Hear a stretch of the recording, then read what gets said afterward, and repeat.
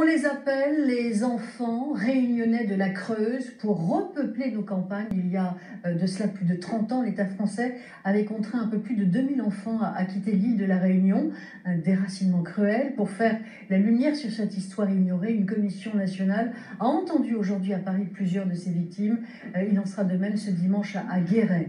Un rapport sera rendu dans un an. Marianne Jetty et Mathieu Benito ont recueilli le témoignage de l'une de ces petites filles arrachées à sa famille, une enfant devenue une adulte qui réclame aujourd'hui réparation.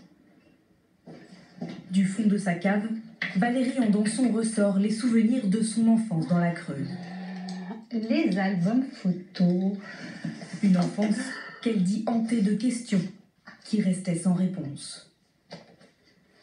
Comment se fait-il que je sois bronzée, que mes parents soient blancs? Pourquoi il y a autant de personnes blanches autour de moi? Et ce côté racisme, que je ne supportais plus, quoi. Toutes ces années, entourée de ses parents, elle ignore qu'elle est arrivée de la Réunion à l'âge de 3 ans.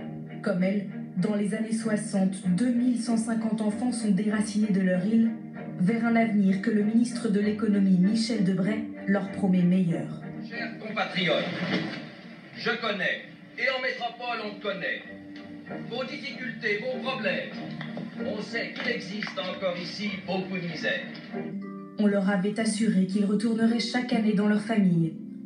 En réalité, ils ne reverront jamais une île qui a même été soigneusement effacée des papiers de Valérie Andanson. Alors, sur cette carte d'identité, je m'appelle Marie-Germaine Périgogne et là, je suis née à La Réunion. Et sur celle-ci, je m'appelle donc Valérie Andanson et je suis née à La Brionne dans la Creuse, c'est-à-dire qu'on m'a changé mon nom, mon prénom et également mon lieu de naissance. À 16 ans, c'est un document trouvé par hasard qui lui apprend son histoire et l'existence de 5 frères et sœurs, tous dans la même ville qu'elle. Le premier frère que j'ai rencontré, écoutez, ça a été un moment d'émotion intense.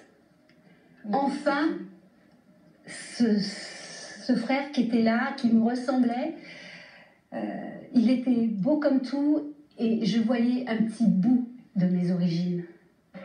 En 2014, lorsque l'Assemblée nationale reconnaît enfin la responsabilité de l'État dans ce mensonge, Valérie est présente et rayonnante de bonheur. Quelle belle victoire! Le premier pas vers la reconnaissance.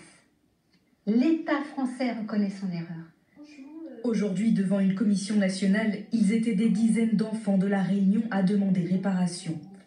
Un statut, l'accès à leur dossier ou des billets d'avion qu'ils n'ont jamais pu s'offrir. Valérie Andanson, elle, veut pouvoir reprendre son nom d'origine. Dans l'actualité,